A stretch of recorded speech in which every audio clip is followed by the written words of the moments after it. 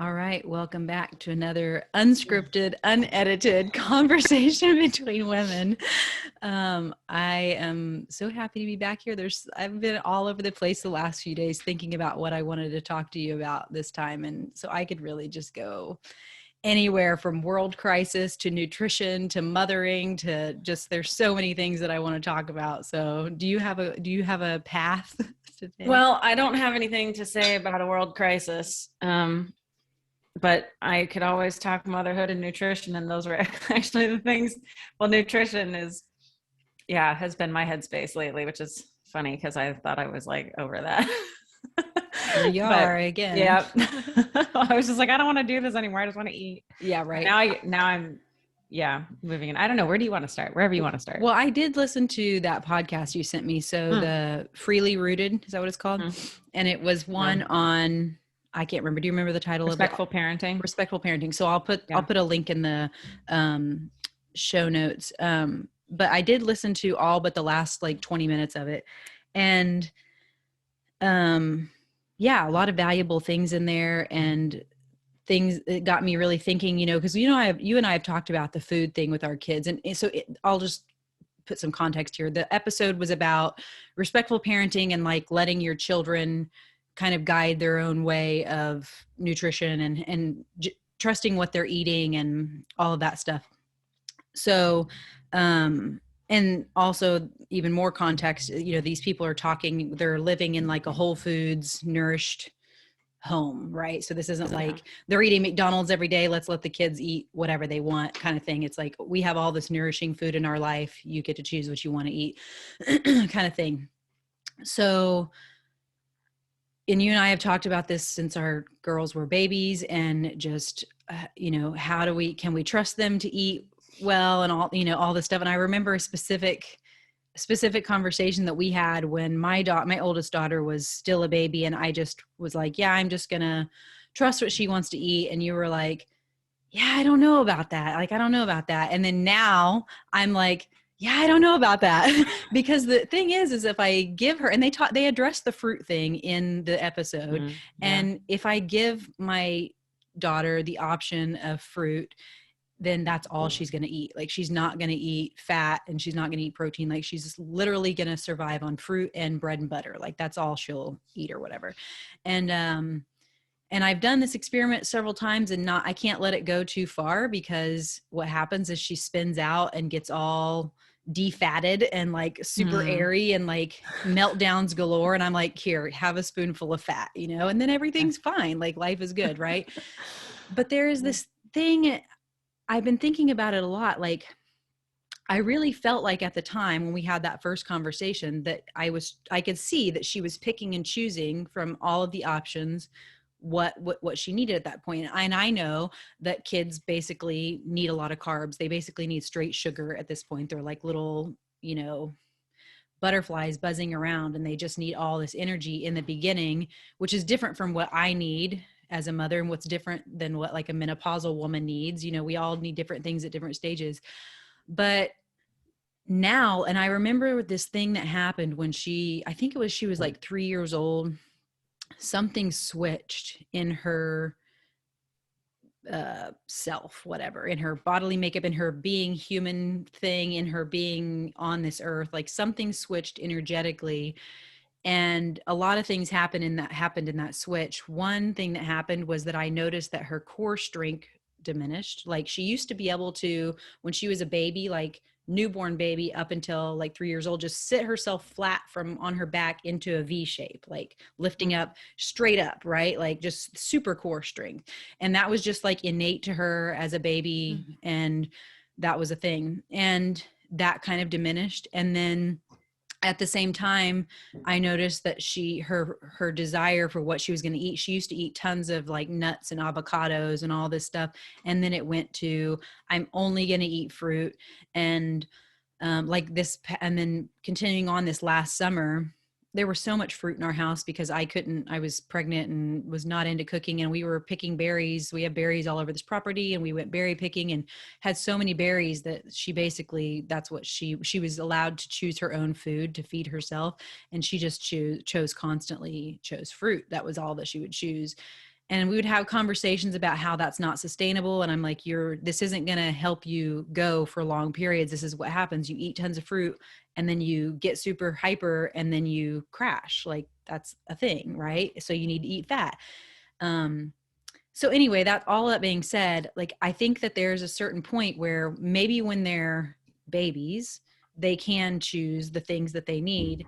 But then as they get older and more things are introduced, maybe that decision-making becomes kind of distorted maybe. And then also thinking about if we were living the way our ancestors lived, for example, which is what I'm always comparing things to, even though we don't live like that anymore. Like if we're living hunter-gatherer, or even if we're living, like we're living now, like on a farm, but we're growing all of our own food, there's a limited supply of fruit.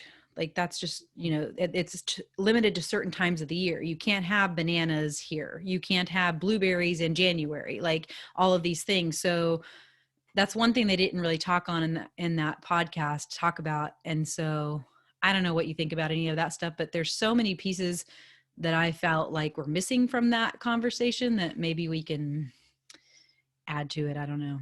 And people can go back and listen to that podcast and then like listen to this one and see like what their own thinking is. I have so much to say to that, to all of that. Okay. Where to begin? So just to start, I just did my first Kundalini yoga class this morning, which I sort of thought had kind of an idea of what to expect, but I've been doing all this healing work for a long time, but like super intensely. A lot of energy has been moving in the last couple of months since I did the Joe Dispenza retreat in January. And so that's just to say that I like moved a lot of energy, and I don't know, it was just a cool class. But one of the things that the teacher said, there's points of like reflection throughout the class. And at one point towards the end, she said, now just, sit here and I'm going to ask you questions and you can just sit with the questions. And one of the questions that she asked was, oh shoot, I can't remember exactly how she worded it, but it was, are you open to new ideas? And I thought about that a lot in the time and afterwards. And I've been thinking about that in the context of food, because I've been listening to this podcast that Cameron mentioned and a lot in the last week, like listened to many episodes, and they're discussing their foundation of nourishment. It's called pro-metabolic eating. And a friend of mine introduced me to that, and it really reincorporates, I say reincorporates because I feel like Cameron and I, and then a lot of us have like gone into the animal foods and the animal fat and protein. And for me, it's really been animal fat for postpartum to now pretty much. So for like 6 years, but, and I totally demonized sugar, and pro-metabolic eating is like, our primary form of nourishment for our cells on a cellular level is sugar. And that's like the easiest fuel source, the best fuel source. And it's so necessary for all of these other, for the metabolic functioning. And so I'm driving home from this Kundalini class and thinking about this question. Am I open to new ideas? And I was listening to another podcast while driving home, and they're talking about like how important sugar is. And I just was able to really watch myself in that moment of hearing that word. And I was like, I could just feel in my body, like, no, sugar is bad for you. And then it had me think about how fat got demonized like in the 70s, and how so many people are still stuck in fat is bad for you. And there's still a huge market for low fat everything. Mm-hmm. And I had like no problem being like, whatever, you guys are crazy. Fat's so good. Obviously, like went West Today Price and the whole thing, fell in love with animal fat, and then had it so reinforced everywhere, like how amazing animal fat is for you.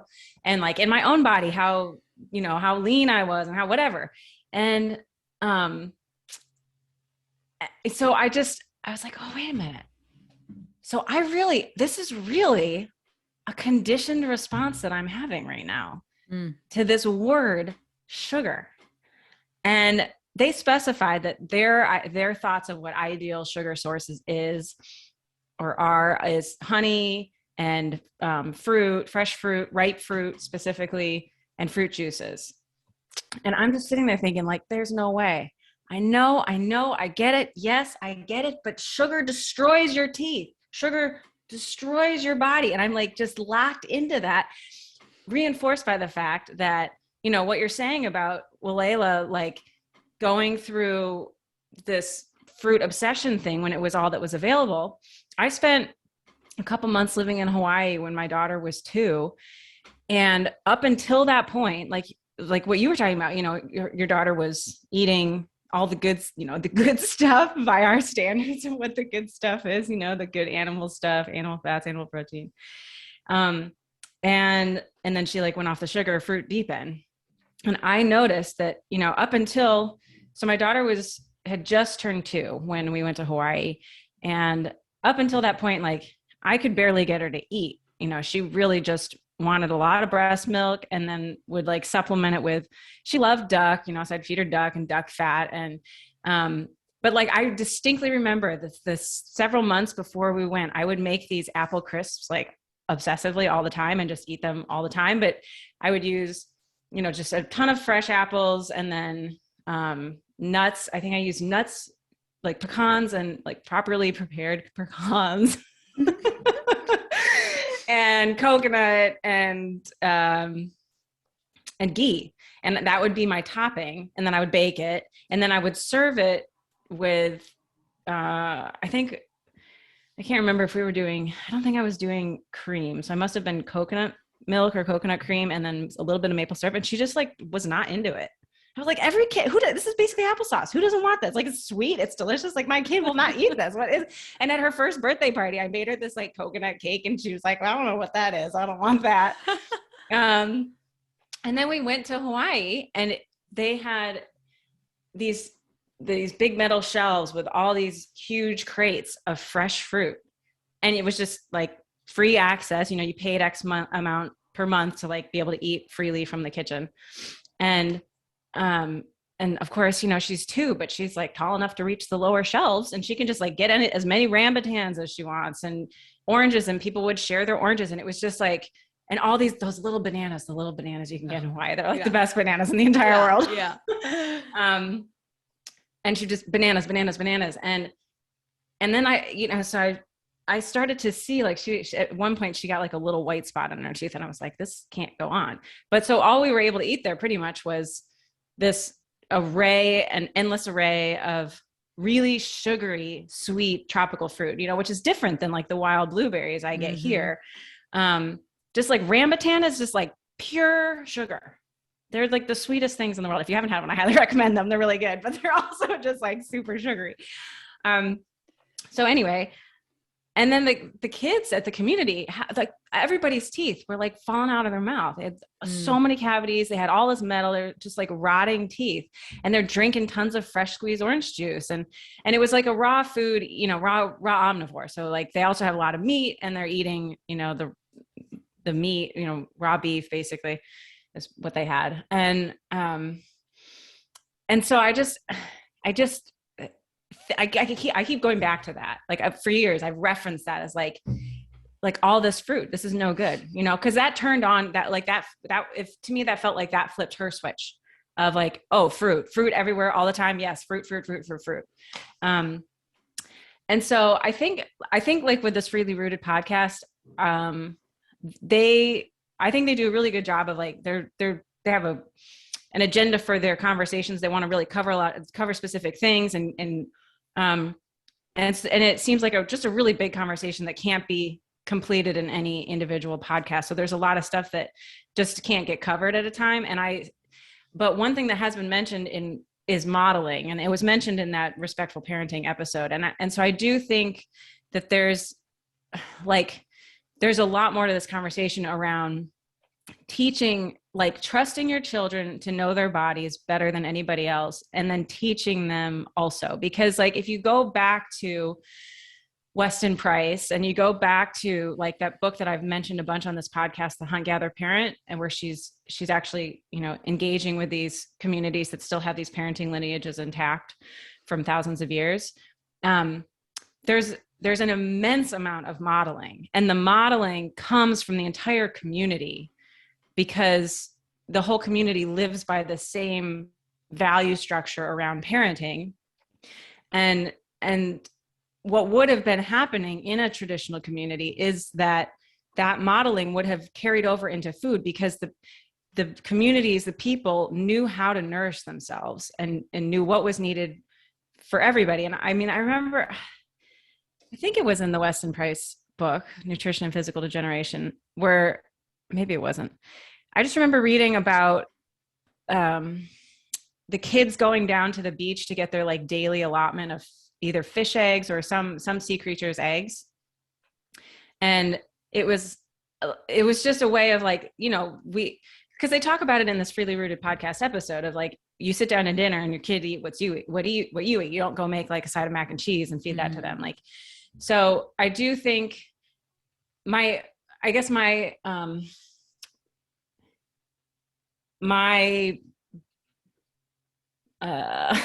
what the word is.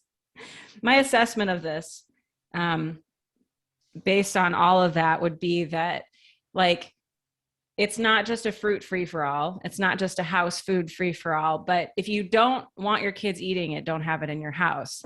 And so there is going to be this element of like, you know, if it's freely available, they're probably going to eat it. But there's also this, like, you're still the captain. You're still steering the ship. You're still guiding the course of how they nourish themselves by modeling and by providing and by, you know, maybe, I mean, they didn't talk about this, but I think, and we kind of both do this, like offering information, which, you know, when they're little, they can only receive so much of, but offering information of like, yeah, this is what's going to happen if you only eat this, you know, or only drink this fruit juice. Like if you pair it with X, Y, or Z, like it's going to work in your body differently, and it's going to help you feel better longer and keep going. And I mean, we totally had a classic episode last night, because my daughter was out all day, went to camp, and then apparently didn't really eat very much except the like starchy, carbohydrate-y things in her lunch.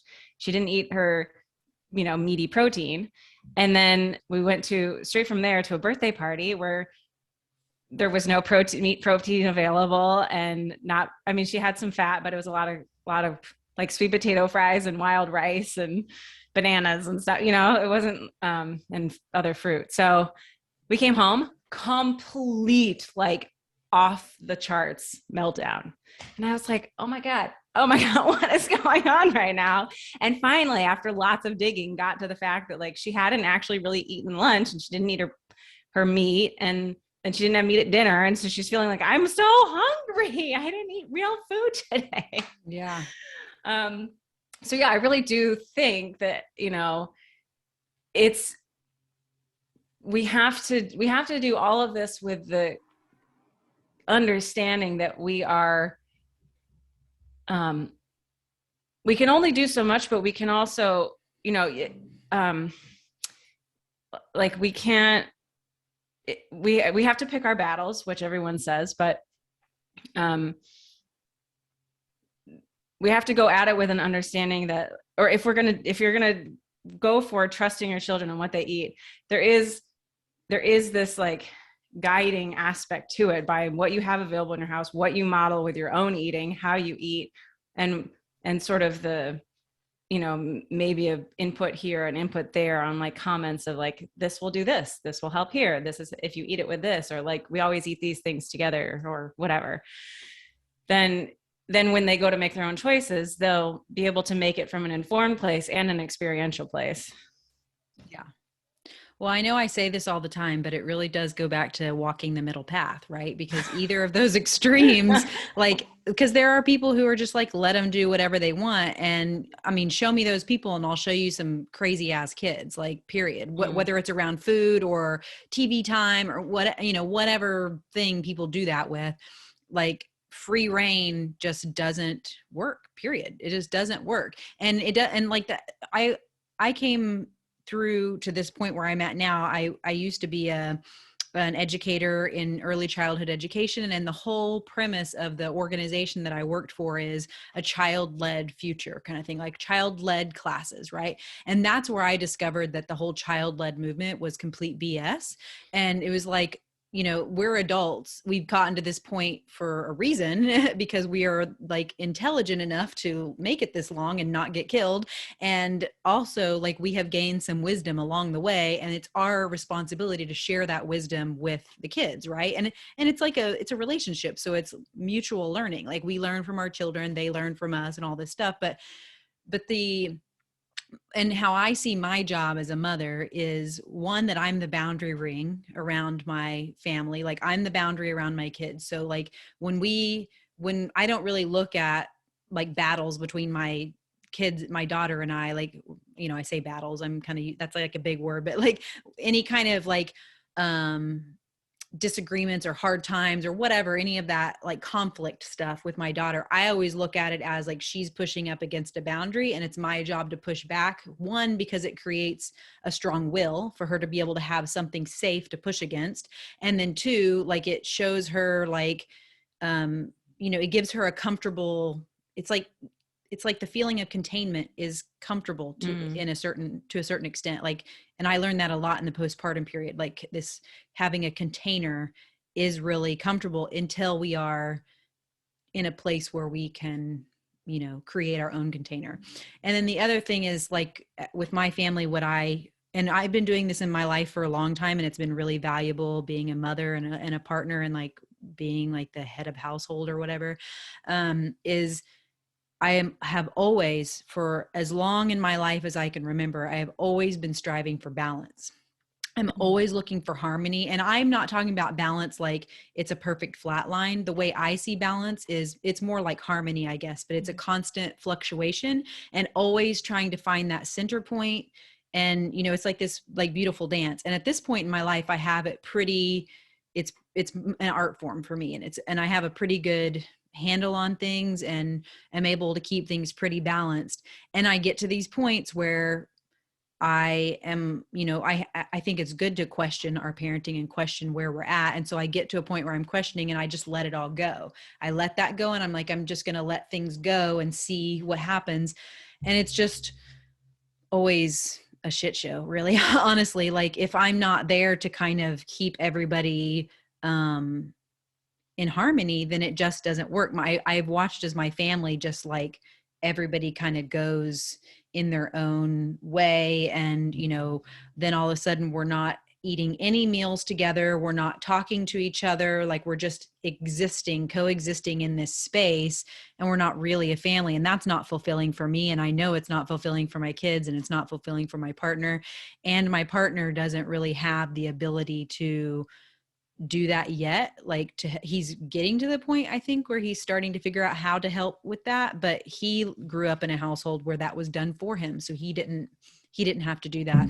And his mother does that and still does that. And, so yeah, I feel like that our role as a parent is to educate, to teach, to balance, and to teach harmony. And so the conversations my daughter and I have are like, she gets the one thing that she gets is like this, I don't really know if it's like, it's just like a yeast overgrowth, I guess. I don't really want to put a label on it because I just don't think that it's helpful at this point, but there's this thing that happens with her digestive system, and it just makes her in complete misery. And so when that happens, I'm like, oh, great, let's like talk about what you've been eating and what you've been doing, like all of these things. And so now I can say, what do you think is the cause of this? And she'll say, well, I ate way too much fruit today and I ate it. And so it's like, I don't know if she's just parroting that or if she's really learning it at this point, but, I mean, it's really okay because I'm programming my kid. Like I don't want her to be programmed by the greater society at large, and I am programming my child. So I'm going to program her with that. But I don't know. There's so many conversations that happen, and I talk about we talk a lot about fertility and like lineage, and when she doesn't want to eat like pate or something, I'm like, that's cool. Like, it's not for you. It's for your grandkids. Like, you have to eat some pate. Like, that's just it. Like, you need to just try some. And so she'll eat a little bit and that's fine. But things like that. And those really are the things that I think about. Like, I'm not just eating good because I want to eat good. I mean, it makes me feel good. And like, I want to live as long as I can in the best condition that I can. But also, I really am thinking about the future generations. Like, I'm trying to create like the new new world order. Like, everybody else, all these people are like so unhealthy, they're just gonna like die, and then my people are just gonna like reign supreme because we're like nutritionally, superior or whatever. I don't know. So we talk a lot about that. Like, do you want your teeth to fall out? No, I don't, Mom. All right. If you don't want your teeth to fall out, like, you're going to have to eat some fish eggs. Like, you're going to have to eat some fat. Like, you got to eat this stuff so that your teeth don't fall out. And it's interesting because like all of the people in my family have like silver in their mouth and all this stuff. And my daughter asked them, she's like, well, why do you have cavities? Like, why do you have these? And they're just like, oh, it's a totally different answer. Like, oh, it just happens or whatever. And it's like, no, it doesn't just happen. There's a thing, there's a reason why this happens. And we know that there's a reason why this happens. And you can see it happening in people. Like, you can see a kid with good teeth and then you let them go down this path of sugar, sugar, sugar. And speaking of sugar, my relationship with sugar has changed as well since my postpartum period, because I'm the same way. Villainized it. I also went to the African American Museum in Washington, D.C. and saw like the letters that people wrote when they like discovered sugar, like the colonialists or whatever, when they, or colonizers, whenever they discovered sugar, it was like they were on cocaine. They were like, oh my God, everybody's got to have this. It was just like, and it led them to do horrific things. Right. And I'm talking about white sugar in that point, like refined white sugar. But one of my teachers is Susan Weed, and she says sugar is not actually the problem. The problem is that you're only eating sugar. Like, all sugar is doing is stealing from your reserves and not putting anything back. Like, right, like white sugar, that's what it does. So it's basically you're using all the minerals in your bones to process this white sugar through your body, and you're not putting other nutrition back in your body. And if you're running on sugar all the time, you're never putting nutrition. So it's basically you're creating a void of nutrition instead of, it's not like sugar is necessarily attacking your body, though I feel like it does attack my body, but it's just that you're creating deficiency because you're not replenishing the stores in your body. And so in my postpartum period, a lot of the recipes, the traditional recipes that I was using, used things like coconut sugar, honey, maple syrup, all this stuff. And really, for the last 3 years, the only sugar I've really eaten is maple syrup. And so I kind of opened up the door to like, okay, there's this ginger cake with all these spices. It's super warming. It's got oat flour, like super dense, like tons of ghee, and it's got coconut sugar in it and molasses. And I'm like, all right, I'm telling you, this cake is, I'm gonna have to send you the recipe. It's like completely, oh my God, it's like the most nourishing, amazing. And everybody, I make it all the time now, and everybody who eats it is just like, oh my God, like it's like eating, it's like spongy and it's just amazing. But that was one of the things, like, I'm like, this is nourishing me, right? Like this, it wasn't taking from me. And normally what happens when I eat something with white sugar in it is, one, the next day I feel like I have a hangover. I always will have, there's this spot in my right shoulder that will get tense, and I'll have a kink in my neck and can't turn my head. And I get, my joints start aching. So it's very much like an inflammatory thing. So every place in my body that's ever been injured will become inflamed, and I'll have all these aches and pains. And so and it also gives me brain fog, and it's just like a really bad reaction I have to it. But when I was eating the coconut sugar in this cake, didn't have that issue. When I eat maple syrup, I don't have that issue. So it's like, there's a difference of sugar. Yeah. And, but I don't know where I'm even going with all of this, just to say that there's a lot. There's a lot of ground to cover. And it's like always experimentation and being open to new ideas. And And also being open to like, we're in different places in our lives and our bodies are in different places. Mm. And like, I used to be able to drink wine all the time and it was great. Had the greatest time, loved it. I drank a tiny sip of wine about 2 weeks ago. And for 3 days afterwards, I was like, felt like I got run over by a Mack truck. It's like, I can't drink wine anymore. I just can't. Wow. That's just all there is to it. So at least not at this point. Maybe after menopause, I'll be able to, I don't know, but, but yeah. So that's all I got at this point. Well, going back to the are you open to new ideas? What it what it really kind of took me to was how, I mean, I can't tell you how many, I mean, and I feel like a lot of people in the healing spiritual world have this experience, but like how many times have you been in a meditation or a yoga class or some, you know, some form of practice like that, where there's mention of releasing all that which no longer serves you. And I kind of had this big aha around it, that living that I guess the way that I have conceived of that always has been like, I'm holding on to conditions, I'm holding on to trauma, I'm holding on to programmed beliefs and conclusions I made when I was little. And, you know, those things, let those things go. Like, can I just release those, you know? And like, yeah, definitely. That's all true. But I never like real timed it for myself. Like, what practices am I currently using that are not for my highest and best, or like that are not in service? And it kind of had me questioning, like, I brought up the question of, you know, conviction and faith and trusting a path when, even though you can't see the outcome, you can't see the light at the end of the tunnel, but you just know that like, this is the path to go on. And so, okay, there's a lot of pieces to this.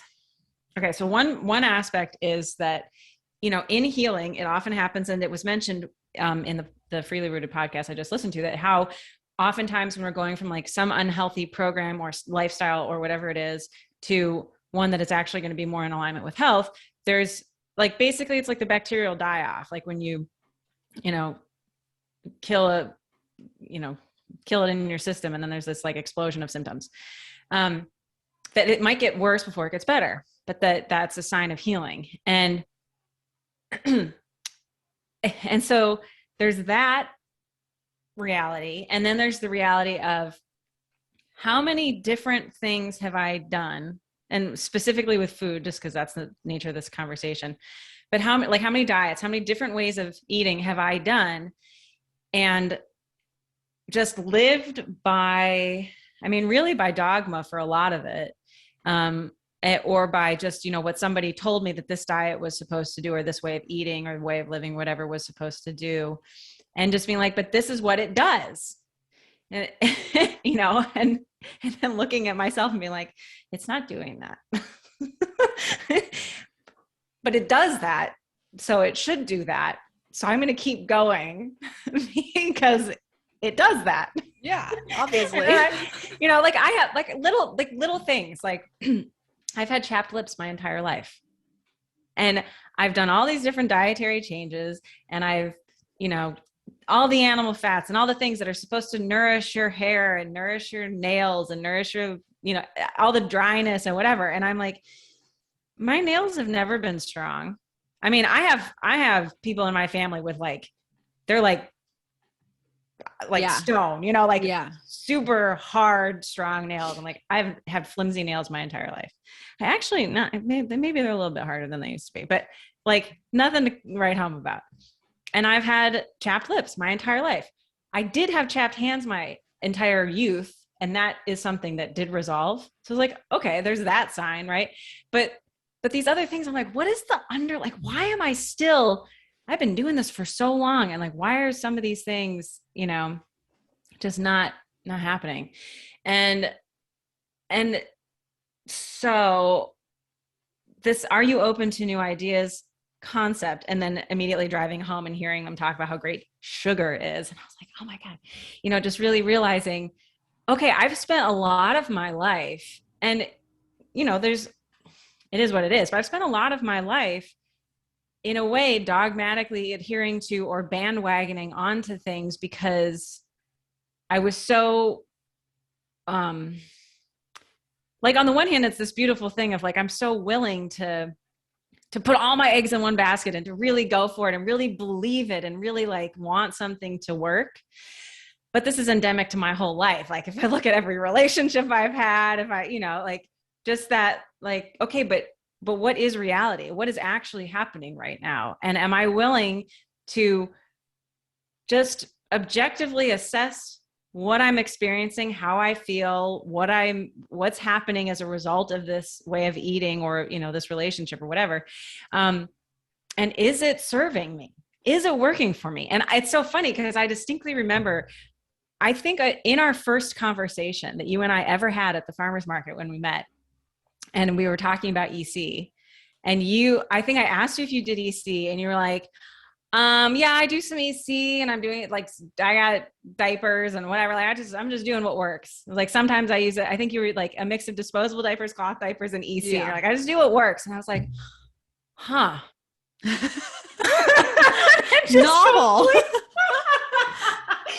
It completely, I mean, that's just like, that's so stuck with me. And I have always gone back to that conversation and thought about that and thought about how you were able to, like, it's like an ability to hold oneself and to own oneself and to just allow whatever that experience is to be 100% valid and say like, this isn't working for me. I don't care if every piece of literature on the face of the earth tells me that this diet does X, Y, and Z. It's not doing X, Y, and Z for me. So it doesn't work for me. It is not serving me. Am I open to the new idea that I could have, that I might be better served by doing something else than what I'm being told is supposed to do the thing that I'm trying to do?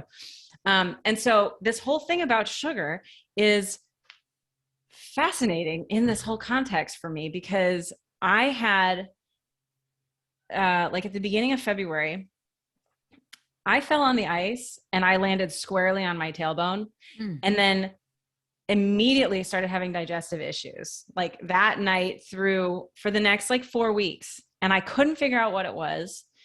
And I finally concluded, I think what happened, I was like, do I need an adjustment? Did this like pinch or twist, did something happen, or is it just coincidental timing? I still don't have the complete answer to that, but I concluded that it was like, I think it's sauerkraut I made that was actually like a little slimy and funky, and I probably just shouldn't have eaten it. So note to anybody listening, if you make sauerkraut and it gets slimy and you eat it anyway, you start noticing things, maybe toss the sauerkraut.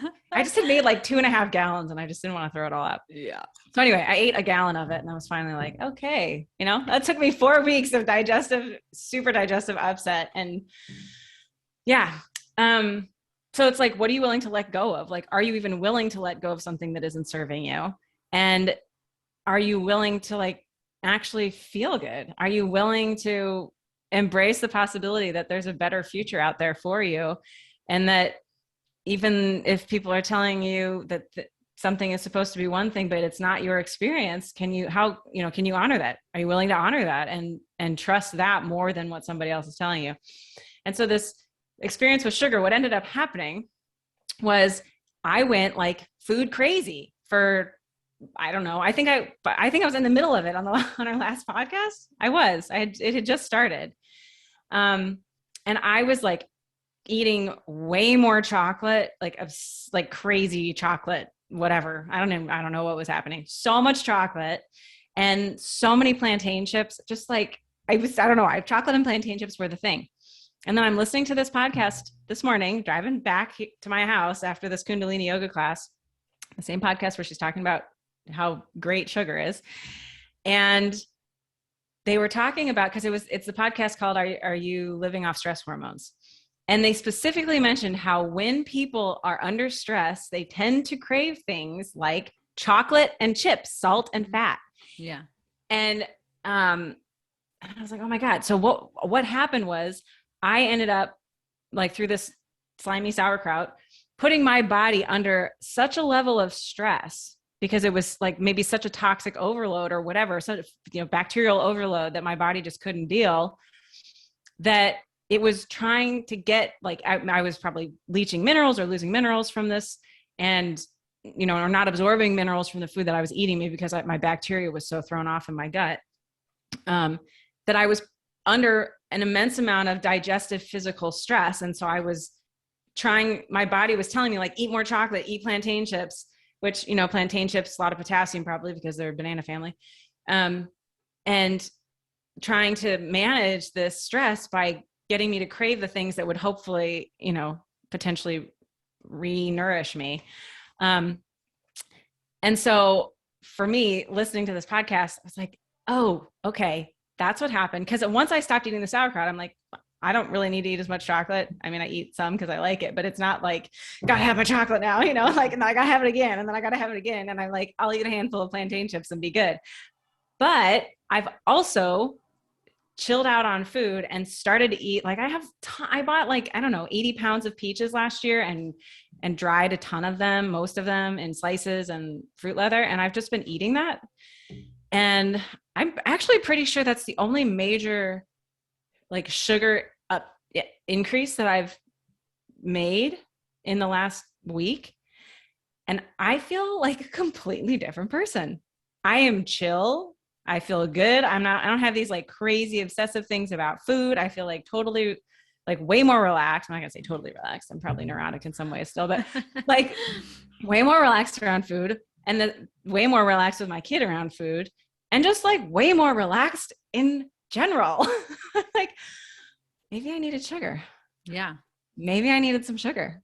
Yeah. And the other piece of it that they talk about is how your body suddenly begins to like look, I mean, this is very much like a podcast that women listen to, and they really speak to women, although there are, men listen to it too. And there's stuff for men on there, but it's really heavily for women. At least that's my assessment of it.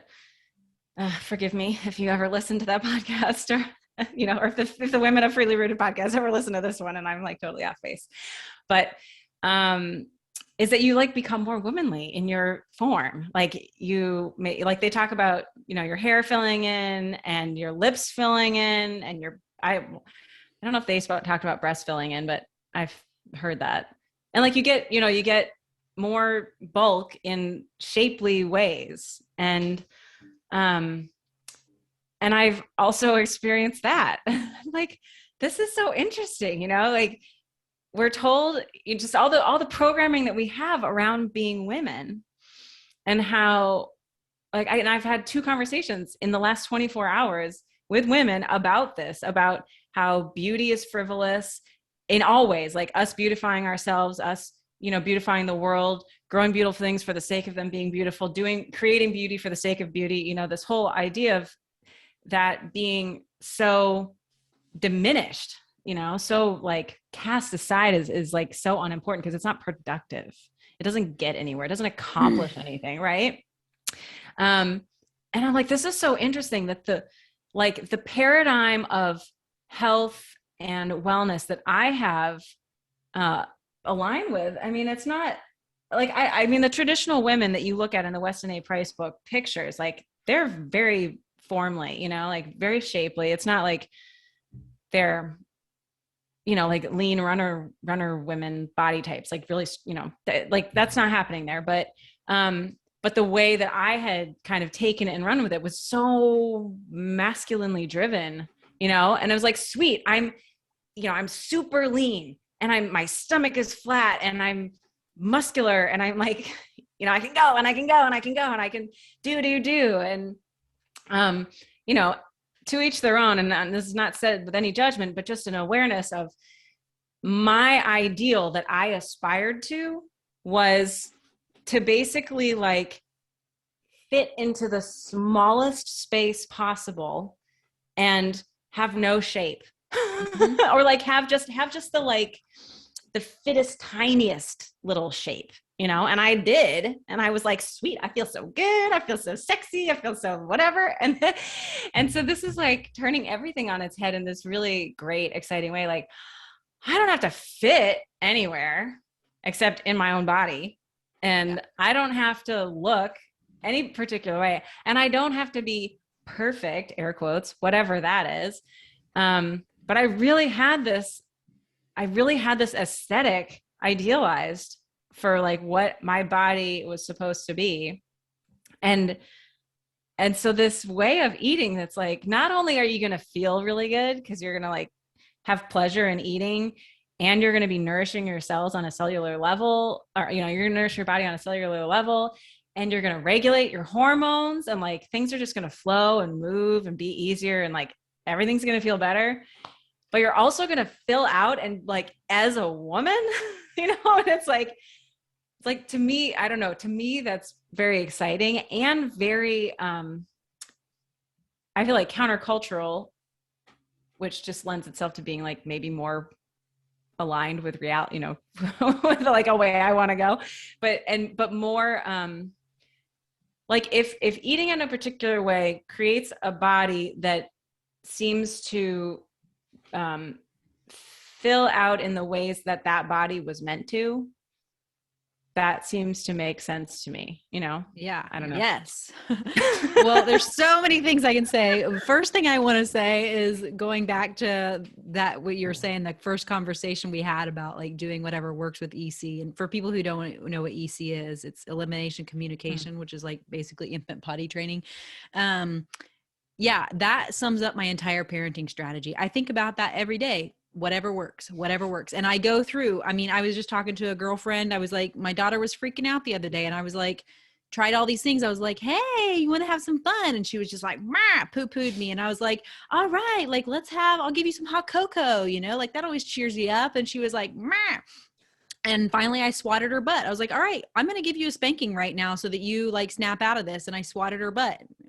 Like, you know, I did all the things, right? It's like what, and like nothing worked. So then I finally decided that nothing worked. And I just like, let her be grouchy and like, let her have her bad day or whatever. But yeah, it's so funny. That is totally my parenting strategy. And I learned that from teaching. It's like, whatever works to like create peace and harmony, like let's do it.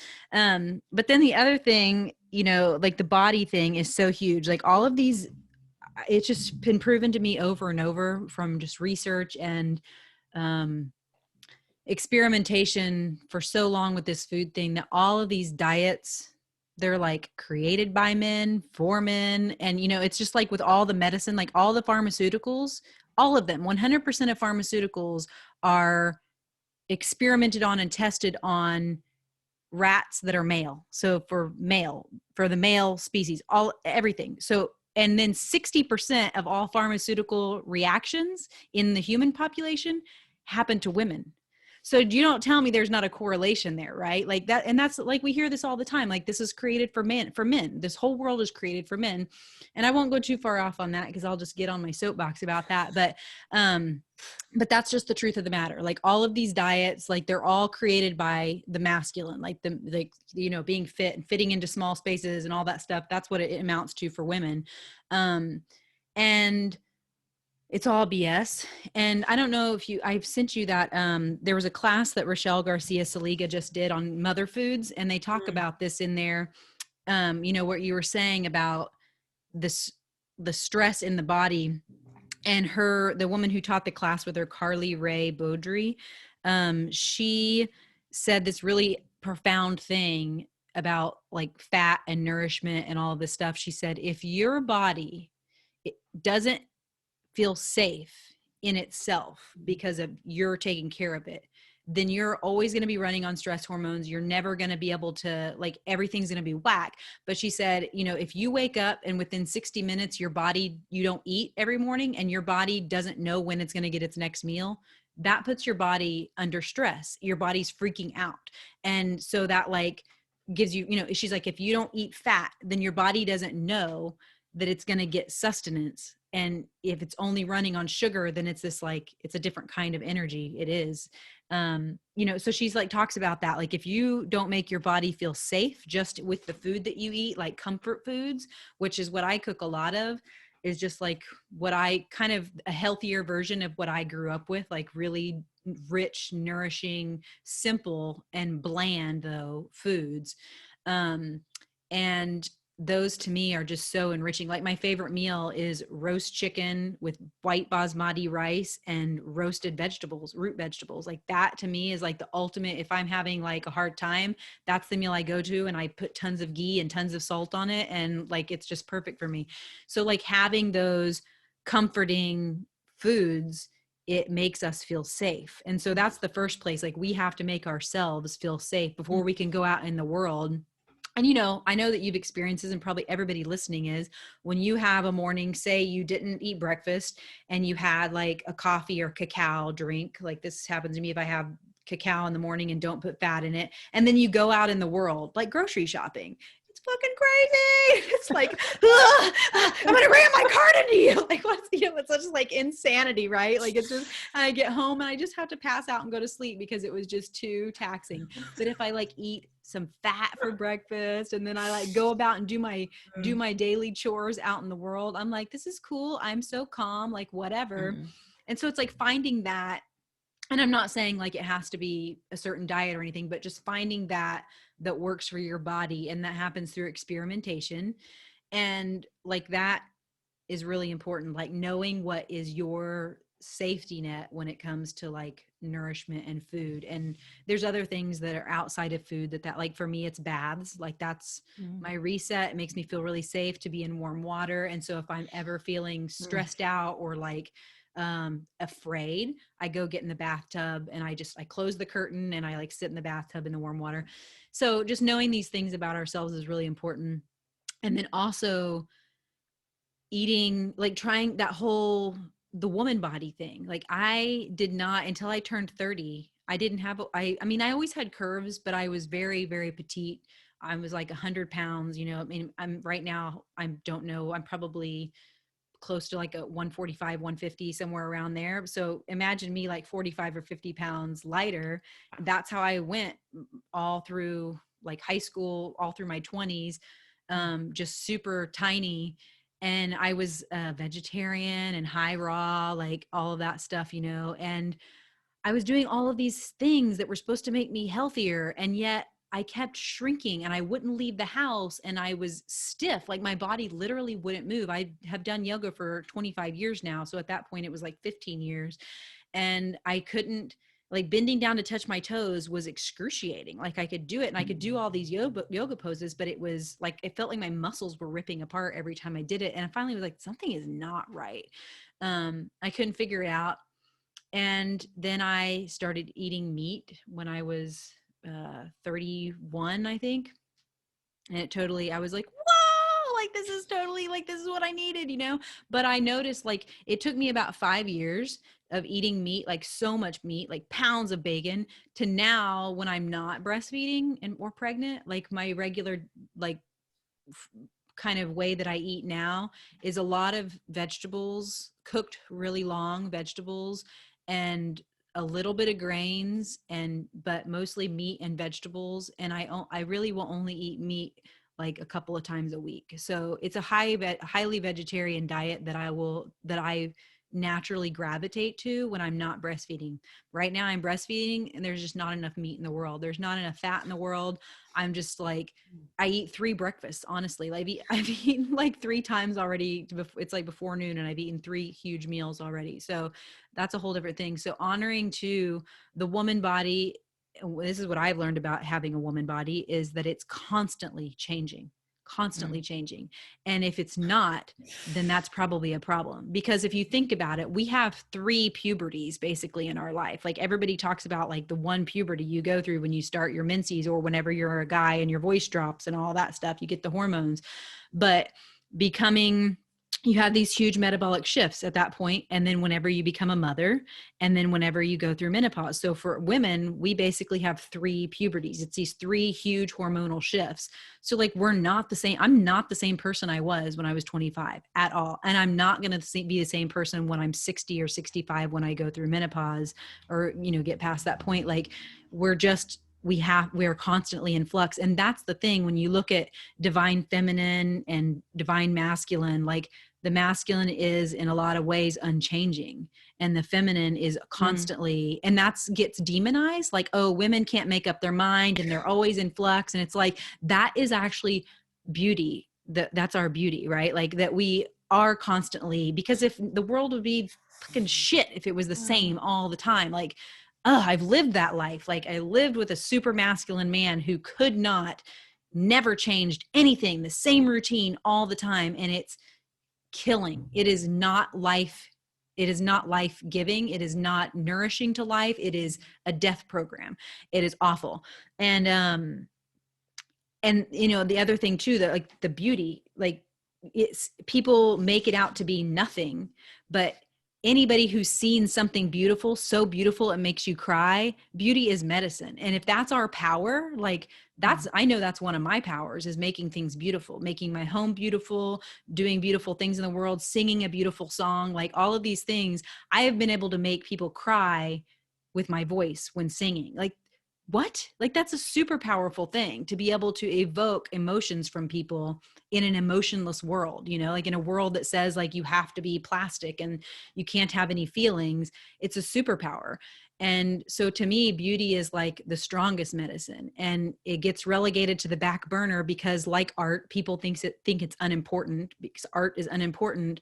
It's not, though. Art like feeds culture. Art makes people, it just makes everything better. And anybody who's an artist knows that, like what happens to you when you're creating art or when you see a beautiful piece of art, it's just, it's magic, and it's totally valid and probably more important than just about anything else in the world, even though it seems so minuscule. And I mean, so much of women's work is, it's like invisible and it's ordinary, and it's all the stuff that has to happen to keep life going. And you can see a family where the mother is not at her best, or is not like in charge, or you can tell when you look at that family, and there's a lot of unhappiness in that family.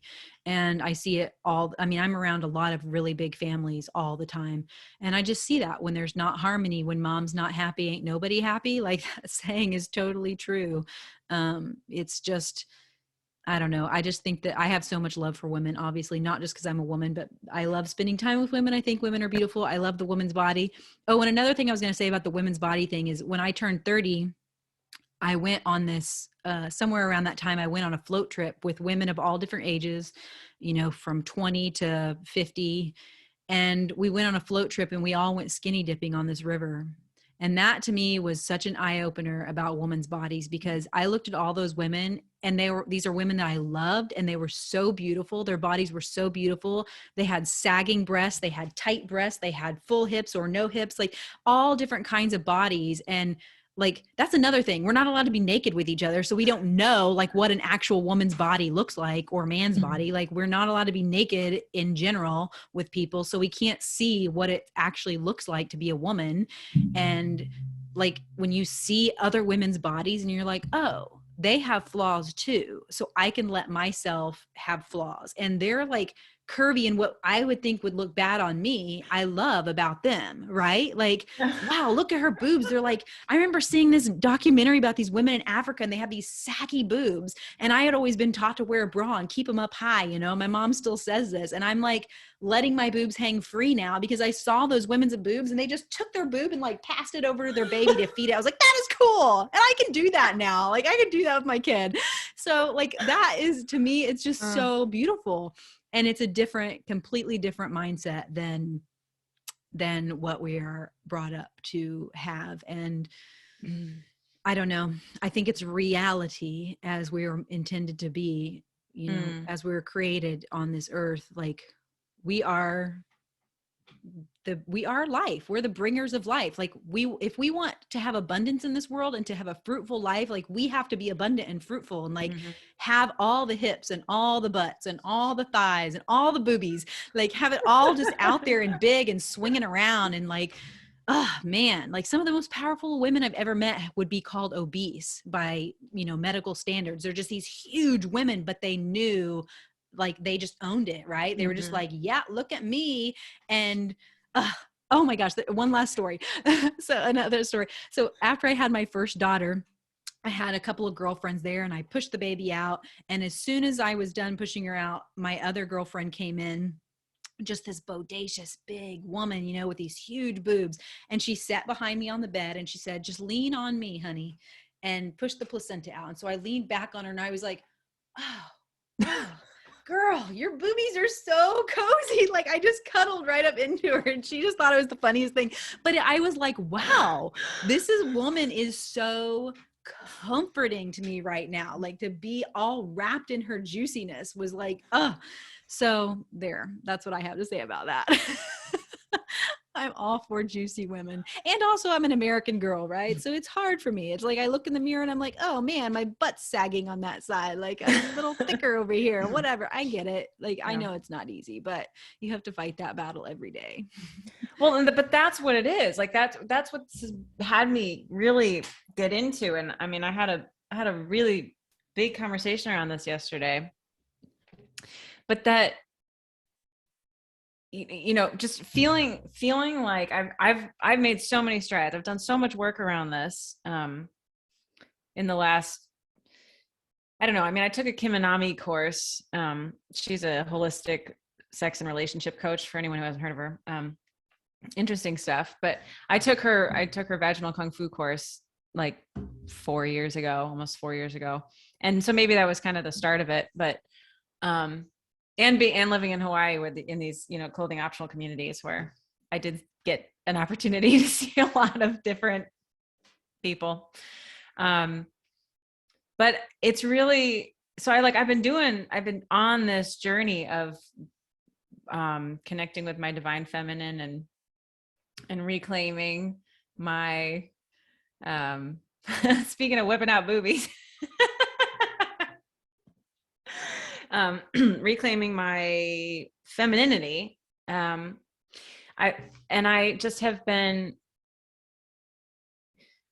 I guess, thinking like I look at myself and I see that I have come a long way, but realizing that I still carry, that we all as women, just every women's group or anything that I've participated in anywhere, it always comes up of these negative stories that we have about ourselves, about our appearances and how we're looking at each other. And I know that I somehow convinced myself, it's like, oh, I'm beyond that. I don't have those same insecurities or those same vanities or whatever it is, but I don't have it because I've achieved the body that I know that I wanted and that other people want. So I'm like, I did it. I did the thing that I'm supposed to do, right? Like that we're all trying to do, like, and I don't know, in the beginning of December last year, I got really sick. And so I was living in a house of people who take fasting as the approach for illness, which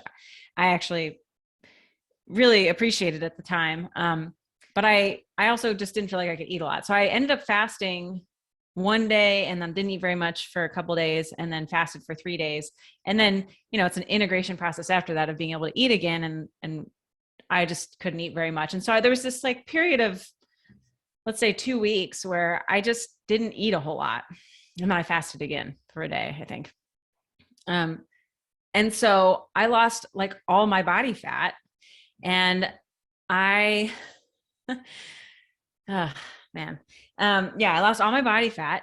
And I remember looking at myself in the mirror and just like appreciating how incredibly skinny I was. I was like, no, and I don't think I even had the thought of like, oh, that's not healthy. I was like, no, cool, fasting is great. And then the guy that I was dating at the time, I think he was concerned because I had lost a lot of weight and was quite thin. But he made a comment about my thigh gap, which he's the second man in my life to make a comment about the thigh gap, which I'm assuming all of you listening have an awareness of what that is. But if you don't, it's when a woman stands with her legs together and you can see up at her crotch a space between her thighs, like that there is no touching of the thighs. And this is something that I think is, not necessarily a healthy thing. If your body just naturally does that, whatever. But I think it's used as a barometer of perfection or of how thin a woman is, or how thin she's supposed to be. And I was very put off by that comment. But then also like, yeah, I got a thigh gap. I got the thigh gap again, and yeah, so I that whole period of time, and then because I don't know, I have found in my experience, at least when I dropped a lot of weight really fast, it's a lot easier to just stay that way because of how I eat. So then I can kind of go back to how I was eating, and it doesn't, because I eat in a way that doesn't, like, I don't tend to put on a weight that, like, if I am at whatever weight I'm at, then I go back to how I eat and I kind of can maintain it pretty easily. And so then I just kept this like very skinny, lean looking body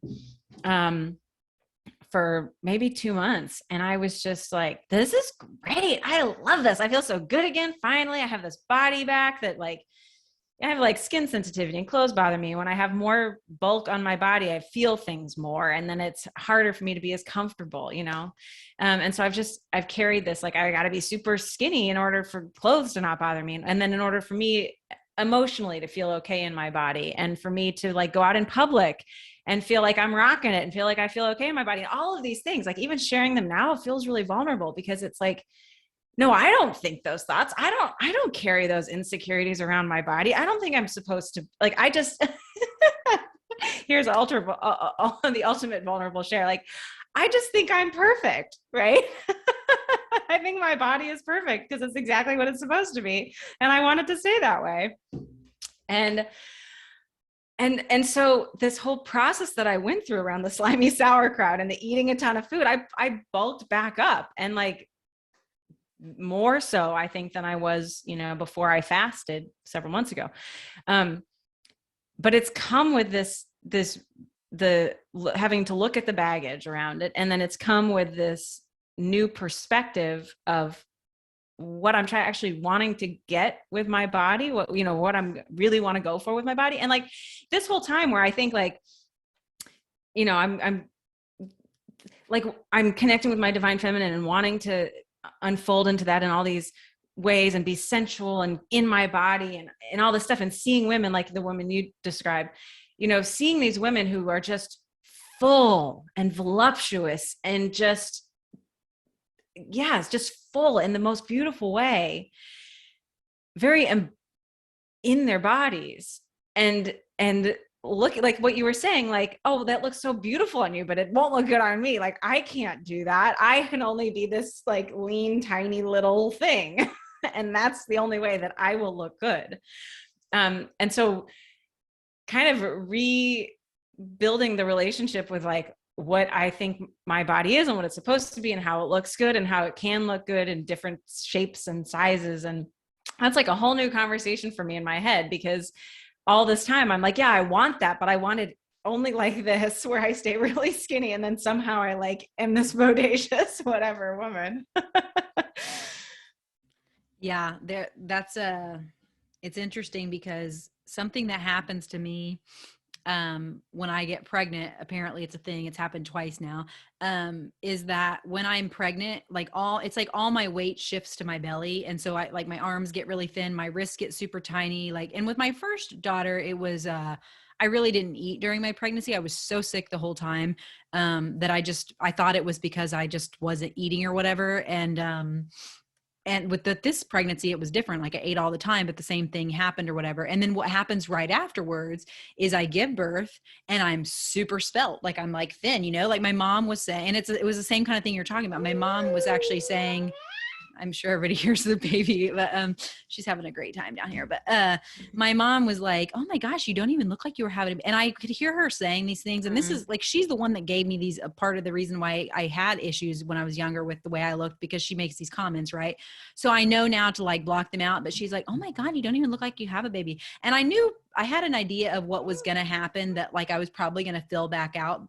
But at the time, both times, I guess I didn't really have a body awareness around it with my first child, but with this one, because I had been doing all of this postpartum training and stuff, I knew that I needed to put on some weight, and that was probably going to happen because I needed to feed another human.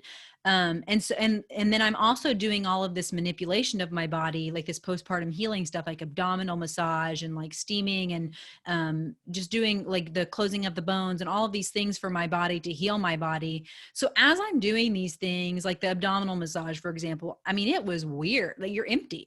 It was like I was basically a hollowed out human. And so I'm like moving my organs around, right, in this empty space. And so I'm like, okay, like I'm basically negative right now. Like I'm depleted, because that's how you are after you give birth. You're depleted. And so you want to replenish yourself, right? And so it was interesting doing abdominal massage every day for like 2 months, how my belly changed. And like now I can feel my belly, and it's like, I mean, I'm bigger, but it's so much strong. My muscles have come back together. My organs have moved back to place. But there was like times when I was massaging and it was like all this watery stuff. And I'm like, I don't, like Sam would be like, what is going on? I was like, I don't think that's normal. I don't know what's happening, but there's some liquid floating around in there. But it was just everything coming back together. Right. And so, you know, in those days, I'm like, okay, well, I'm just going to like wear these clothes and like rock this super thin body because whatever. But then the weight came, like I gained the weight and I filled out and all of these things. And they're definitely, and also the postpartum period is, and pregnancy and all that is an interesting time too, because you're constantly morphing, like your body just morphs all the time. And so riding that, if I wouldn't have done all the work up till this point in my life on body image stuff, like I can just imagine like women who haven't done that work and they're just like, what is going on? Feeling like crap about yourself, wanting to get back to normal. But it's like, sorry, honey, you're never going back to how you were. It's just, you're a different person. Your body's a different body. Your hips are always going to be wider, like all of these things. And, yeah, I don't know. It's just really, and even doing all the work that I've done, I still have those little voices in the back of my head that's like, oh man, like your belly's poochy. And when I had my first daughter, I remember I've always had a really flat stomach. That was just something that was natural. I always have had a strong core. And so after I had her and I had a pooch, I was like really proud of it for a long time. I was like, wow, look at my cute little belly. Like I had a baby in there and like, look at it. I was totally into it. And so this time it's interesting to note that I'm not like, I look at it, I'm just like, oh man, is it going to stay like that? You know, but then like having to reprogram myself and tell myself like, this is perfect. Like I love myself. Like this is beautiful. All of these things. And it also helps that my partner, it doesn't matter how, like the more weight I gain, he's like, yeah, you know, like he's totally into it. Like I can't keep him off of me, you know, I'm like, okay. So it helps to have that, like have somebody that's like into it, as opposed to, I can't imagine women who are with men who are like, must be lean. Like it must be torture. But so I have enough things in place that I can combat that, that whole programming or whatever. But it is hard. Like it's hard to, because we don't have enough images of beautiful, bountiful, healthy women that are like thick and, you know, and I mean, especially like with white women, you know, I'm using air quotes. I hate these terms, but when you go into other women's, like if you go to like a Latina like community or like with a bunch of Latina women or with Black women, you know, being skinny is not the thing. Like it's not like cherished like it is with white women. And so, yeah, it's a totally different thing. This shrinking yourself, I just don't know. It's just awful. And I'm over it and I want all women to be over it. And let's move on to something else, because it's just my mom is like getting up to 60 and she's still like, I have to tell her around my kids, like she can't talk like this to herself because she voices it out loud, looks in the mirror.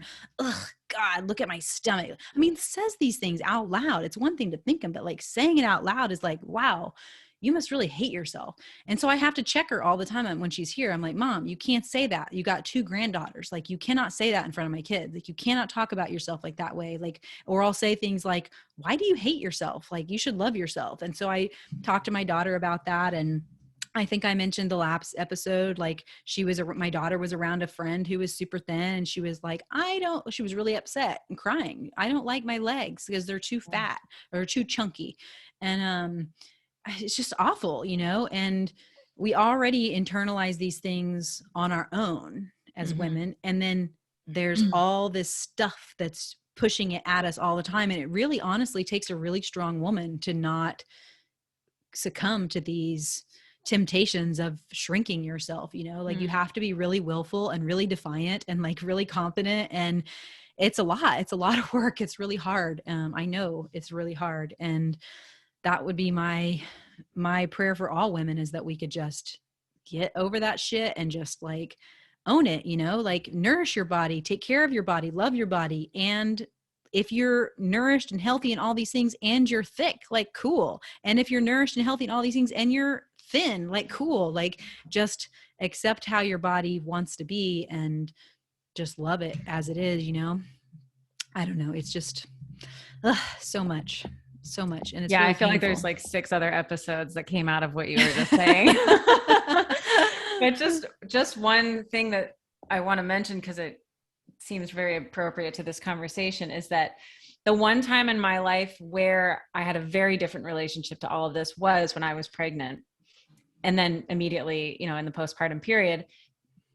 But I'm just reflecting on that time now through the lens of this conversation and where we've come to in it, and realizing that what I thought was actually, it was, I developed a better perspective on it, but it was still it was through a functional, accomplishment, purposeful, achievement focused perspective of the overculture, which was, I'm pregnant. I'm like, my number one job is to nourish myself. And then big time postpartum breastfeeding, it was like this entire period is about nourishment. And I was obsessed with nourishing, and I was just eating and eating and eating and eating. And I wasn't getting really big. I was eating really good, nourishing food, but I don't know. I feel like I air quotes, renormalized pretty quickly.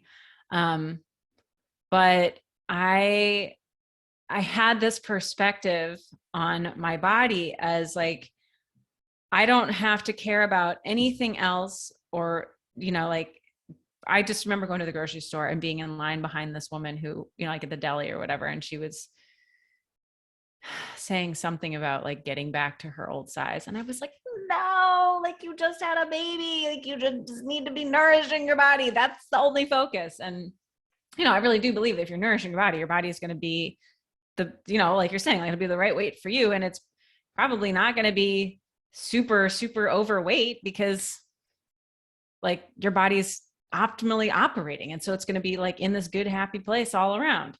And so, but I looked at my body, I'm just realizing like, yes, I had this great focus on nourishment, and yes, I wasn't like trying to lose weight and trying to get the body back and all that stuff. But it was like, finally, my body has a purpose. And finally, it doesn't, that I'm, it's really hard to explain. I don't think I've ever tried to put this into words, but that it's like all of my energy is towards this function, like my breasts now have a purpose. And so who cares like what they look like or whatever, like I'm creating life with this. And so it's like, that's the whole thing. And it wasn't like, oh, I'm a woman and I'm so full and I'm like, fully realized in my womanhood from becoming a mother and breastfeeding this baby and all this stuff. It was like, I have this purpose. And so once that kind of went by the wayside, I found myself like, I started swing dancing again. Very like towards the last couple months, like I night weaned and I was able to go swing dance. And then like shortly thereafter, just completely weaned, like at 3 years old. And so I like carried that for a long time. And then when I was done, I was like, nope, this is all mine now. And then like, once it became that it was just, my body was me and it didn't have a purpose beyond me for this human. It was this little human, it was like, all of that like womanly whatever thing like went out the window. And I was like, back to like, nope, now I got to like lean out again and be this tiny little body. And I was like, what happened? I thought I was a woman.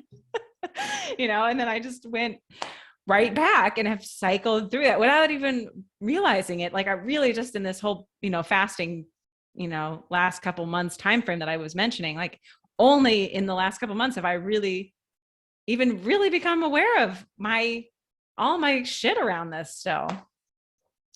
So yeah. It's so, oh man, that whole purpose thing was big for me, not necessarily around the body thing. Yes, it was there with the body, but just in general, having like a purpose in life. I mean, I had anxiety all through my 20s and into my 30s until I became a mom.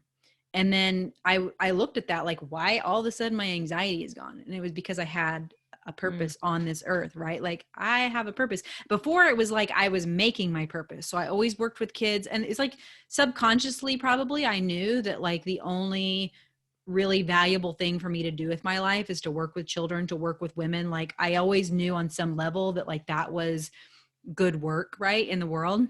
But when I had my own child, I realized like it was a lot of that was tied up with feeling like I had a purpose as a woman in this world. And when I had that purpose, that's been an evolving thing, and like never having anxiety again, because, all of a sudden I realized like all of my anxiety was wrapped up in me feeling like a complete fucking loser of a human being and having no purpose of being on this earth. Like, why am I even here? Because I'm not doing anything really good if I'm not procreating and like taking care of children. And on some level, it's like, that is super valuable work, right? Like, and I'm not going to say that that's like, I don't know, kind of in a way, I think it is the most valuable work just because it's like, it's the most powerful work because you're like forming the future of the world, right? Like you're shaping the future of the world. So it's super valuable.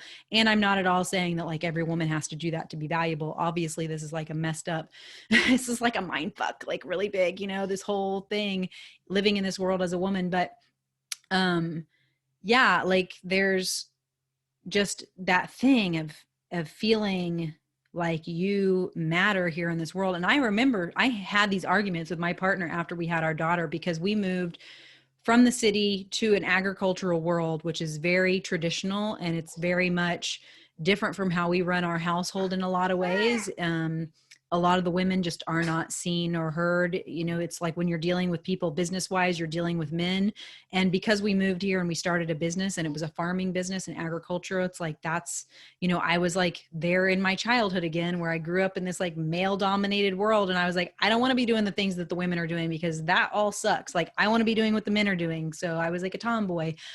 But being in that world again with my partner, I mean, I would have like serious like fits and just like cry and just be yelling at him. I'm like, you don't have any fucking clue what it's like to be completely pointless to be here. Like my life is pointless. I don't matter shit to this world. Like I don't matter. I might as well be dead. And he would be like, what? Like, and I couldn't feel his sincerity when he was saying like, you do actually matter. Like I need you to be here. Like, all of these things. I couldn't hear that because all I could see and feel was this external world that was just reinforcing to me that I don't matter. Like my only job is to sit here with this kid and to not speak and not contribute anything to the world. And damn me if I am a strong-willed, independent, outspoken woman. That's what I always got called as a kid was, oh, she's really outspoken, like outspoken. Like, how about I just speak, like I just speak and I just say what I think. Like, how about that, and just that all those feelings are kind of coming back to me now of just how shitty I felt about myself, just like so awful. And once again, I can't imagine a less resourced woman going through those things, how awful and horrible and challenging that must be. And it's just, I finally just had to once again validate myself. Like I have to, which is always what it comes back to. Like nobody's ever going to validate me. I have to validate myself. And lucky for me, I had already done all this stuff once before as a child. And so I just remembered, oh, right. Like if I want that guy to respect me, I'm just going to have to like you know, do the things that men do or whatever. And then finally I grew out of that and I was like, no, I'm just going to be a badass woman and they're just going to respect me because I'm amazing. And that's just all there is to it. And just validating myself that my existence, just being here, is enough. And like, I'm here for a purpose. I may not know that purpose, but God knows that purpose. And that's all that matters, right? Like, it's fine. So just continually validating myself got me to the place where I am now, which is like, I don't give a shit what these men around here think about me. Like, I go to these things, I say what I want, I do what I want, I get funny looks all the time, and I just don't care. Like, I'm like, I don't care, because I'm going to exist in this world, and you're just going to have to all deal with it. And it's just like, sorry, but I didn't make me this way. Like, I do my work every day, and like, this is just how I can't not be this way. I can't not be this way. Just like a butterfly can't not be a butterfly, and a bear can't not be a bear. Like, I just have to be this way. It just is. It's innate. It's who I am. You know, the farmer Joel Salatin, he has a farm called Polyface Farms, for anyone listening, in Virginia, I think, North Carolina, Virginia. And he's all about polyculture farming. And he's written a bunch of books, and he talks about it in it about the pigness of the pig and the chickenness of the chicken, like letting the creatures be who they are. Which is like what it all comes down to, right? Like raising your kids to be who they are, letting your children be who they are, letting ourselves be who we are. But man, when you said, like, I'm not going to apologize that I exist, you just have to deal with it, or I don't know exactly the words you used, but that hit me so hard. Because I do exist. You do exist. We all, every single individual one of us exists, and it's nobody else's business about it. Like, no one has to apologize for the fact that however you believe it happens, you know, whether you believe your soul chose it and you had the, you know, agreement with your parents or whatever it is, like, we're all here. We all chose to exist, or we are existing. We choose to continue to exist. And for that fact alone, we have the right to exist. Like, we get to exist because we're here. Like, you would, and but it's so interesting because of how, I mean, I would say, especially, you know, Western culture looks at all other life. It's that we are God and we get to choose who lives and who dies, who has a right to exist and who doesn't. Like, I can go into my land and look around and be like, I'm just going to cut all of these trees down because I just decide that they shouldn't be there. Like, no, you don't get to do that. But that's what we think we get to do. And then we do that with each other. We cut each other down in the same way. We don't eliminate life. I mean, some people eliminate life, but we don't, you know, generally we don't eliminate life, but we cut each other down. We cut people to the core. We, you know, pull the rug out from underneath other people as our way of, you know, telling each other that you don't have a right to exist. It's like, no, actually nobody else gets to tell you that. Nobody gets to tell you that, because it's not true, because you are here. And because you are here, you get to be here. Wow. That was big. And nobody better say nothing about it. Yeah. Well, and it's, you know, having kids, like, I see this with my daughter, and she's going into the world, like, meeting new kids who are raised in an environment where they're meant to be invisible, and, or, you know, whatever, like, just raised in a, and I'm not saying that I don't do things to negate my daughter or whatever, like, I'm, you know, work in progress too, but there are far more, you know, she's interacting with kids who are in a far worse situation as far as that goes. And, you know, things get said to her, like, you know, she asked this girl at the park a couple months ago, like, hey, you want to be my friend? She's like following this girl around. The girl wouldn't talk to her, you know, and she's like, hey, you want to be my friend? And the girl literally, like, I mean, the same age as my daughter, probably turned around and said, no, I already have a friend. And then, like, walked off. Is like, what? Like, who says that, you know? And, but I mean, I felt that from adults too, like, just didn't want to be my friend or whatever. And so I'm like seeing my child self, or even my adult self, reflected in my child or whatever, and how that stuff used to happen to me. And so when my mom was here, we had this conversation with my daughter, and she was like, well, if they don't want to be my friends, I'm just going to keep trying to be their friend. Just keep trying to be their friend. I'm just going to keep trying to be their friend. She just kept saying, I'm going to keep trying to be their friend. And my mom was like, well, yeah, but sometimes people just don't want to be your friends and you just got to know when to quit. And I was like, no, you don't. No, mom, you just keep trying to be their friend, because if you keep trying to be somebody's friend, eventually they're going to want to be your friend. So I was like really getting into my daughter's zone, but I was thinking about that. Like I have a couple of friends who that's the thing. Like I just was like, no, I'm going to be your friend. And I just persisted. And I have people in my life who were that way, just kept showing up. And I was like, I don't really want to be your friend, but they kept showing up. And now we're like friends for like 15 years, like, so there's some validity to that of like, no, you just keep trying. And I think part of it is because people are so used to, they don't want anything outside of their comfort zone. And they're like, well, like that little girl was like, I already have a friend, so I don't need to go out and make new friends because I have this safe, whatever place, this place where I have a friend who's just like me and whatever.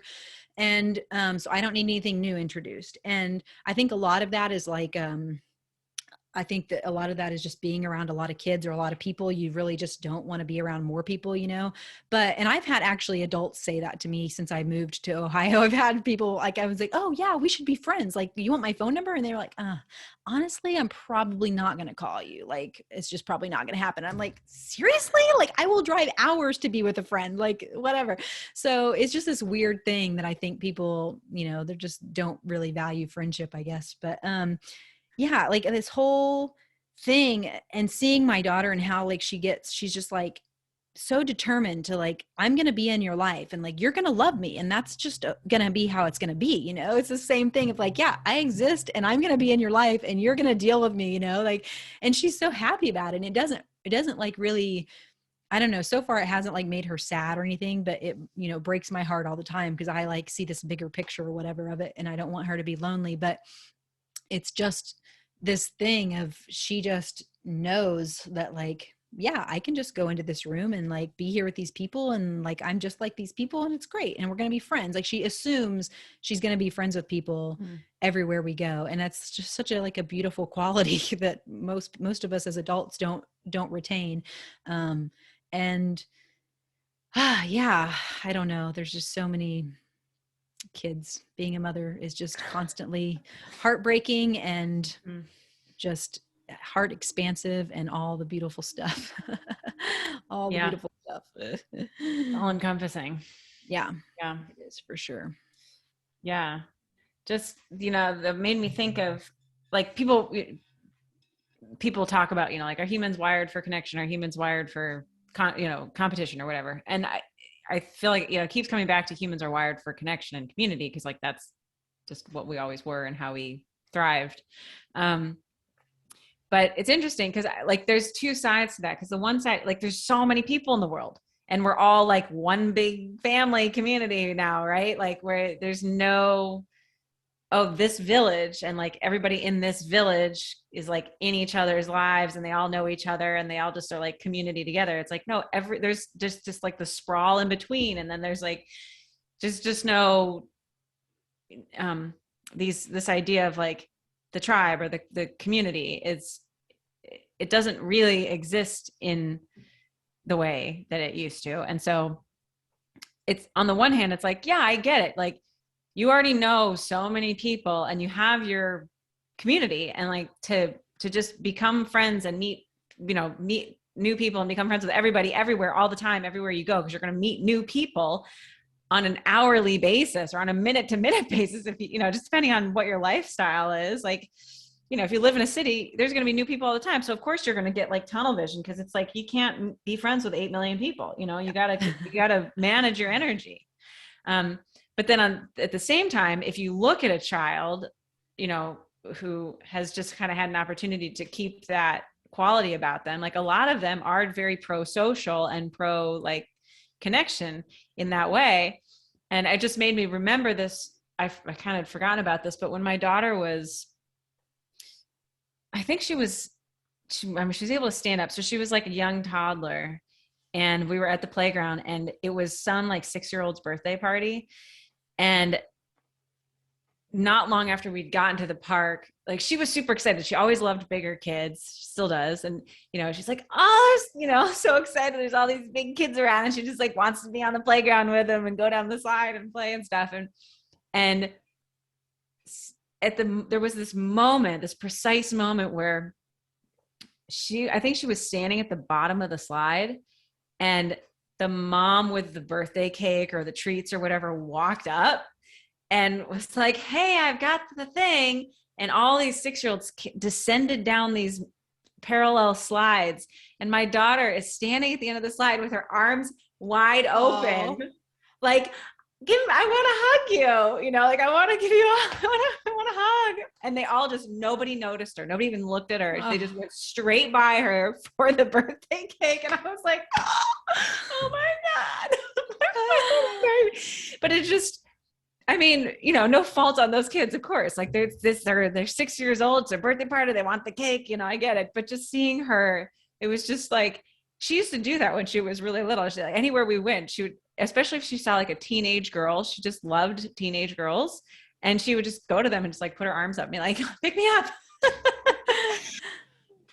So yeah, just totally that openness to just connect, because I think it makes sense to me that it would be programmed in our biology that anyone, like when you're little, like this whole idea of stranger danger, like doesn't exist. Like when you're little, anyone you see is someone in your community. And so they're all just like people who are there and going to care for you, but that's not actually what the world is anymore. It's like, no, you could see anybody anywhere and they're like, you're never going to see them again. Yeah. When I was in massage therapy school, when I was like 18 years old, I remember my massage teacher telling this story about that whole stranger danger thing and how she never taught her daughters about stranger danger. She just always taught them to like trust their instinct and go to the adult that felt most safe. And like if they were lost or something like that. And I had told this story about how when I was a kid, I was staying home alone at my grandma's house. I was probably, I don't know, 5, 6, maybe 7 years old. I was definitely like in kindergarten, first grade kind of thing. And they had a pet raccoon, and I reached up on this shelf to give this raccoon some cheese, and it knocked this huge bowl off on my head and it busted my head open. And I remember I walked over to the phone and I grabbed the phone to call my aunt because she was the other backup. My grandma was at work. And so I call my aunt and she doesn't answer. I put the phone down, there's blood all over the phone. And I was like, uh-oh. And like me as like a 5-year-old was like super responsible, which is why I was home alone. But, and my grandma worked just like through this neighborhood at this little gas station or whatever. So I was like, well, I'm just going to have to walk to this gas station and get help. So I'm like bleeding out, all over the place. So me and my dog, we go walking up to this gas station, and one of the neighbors, it was like an old man. He sees me with blood everywhere. I'm like this little girl walking, and he was like, honey, do you need help? Like, can I take you somewhere? And I refused help. And I was like bleeding out. Like I had to get stitches eventually, but I refused help because of stranger danger. Cause I was like, I don't know this person. I can't trust this person. And maybe that was wise, but my teacher was like, yeah, you were just like programmed basically to like not accept help when you were bleeding out. You probably could have used any help that you could have gotten. And it was really, in that situation, it was fine because the store was just right up the road, and I just went there and waited for my dad and bled out all over the grocery store. But, it just like this thing of, like the stranger danger. And I just had, because it was a man and because he was a person I didn't know, I just automatically, instead of like asking myself, like, is this a person I could trust or whatever, I just remember it being, nope, that's a man. I can't go with that person or whatever. And I mean, that's something I've carried with me, like to basically until almost now. It's something I'm now not, now I can more easily, I would just write men off basically up until recently in my life. But it's just an interesting thing that back to the programming and it also rounds back out to the food thing. Like this is, I think about this with my daughter all the time. Like how much am I allowing her to exercise her intuition around food, and how much am I influencing her decision around food? And, back to the conversation where they were talking about it, and William Sears, he has this great philosophy about it that I really did a lot with her when she was younger. And he was like, don't look at what they eat in a day, look at what they eat in a week. And you want to balance out the week, basically. I don't really do that anymore, but I probably, that's probably a better mentality to get into. But how to find this balance between intuition and just like the learning that you have to, the wisdom that we have as adults, and how do we like gift that to our kids, and how to find the balance between that, where it's, I mean, that's what relationship is, right? It's like a mutual thing, like an interactive thing, instead of just being like me parenting. It's just like reading the situation all the time and getting feedback and I don't know. It's tough, but we will make it through. Yeah, this is just one chapter of the ever unfolding story. Yeah. And I think that that's probably a good place to end. And so thank you everyone for listening. And I'm sure we'll continue this. We'll be farther down the road on this conversation next month whenever we meet. But until then, thank you for listening to this conversation between women. And I hope that you all are having your own conversations between women that are nurturing and fulfilling and strike your fancy in whatever way that is.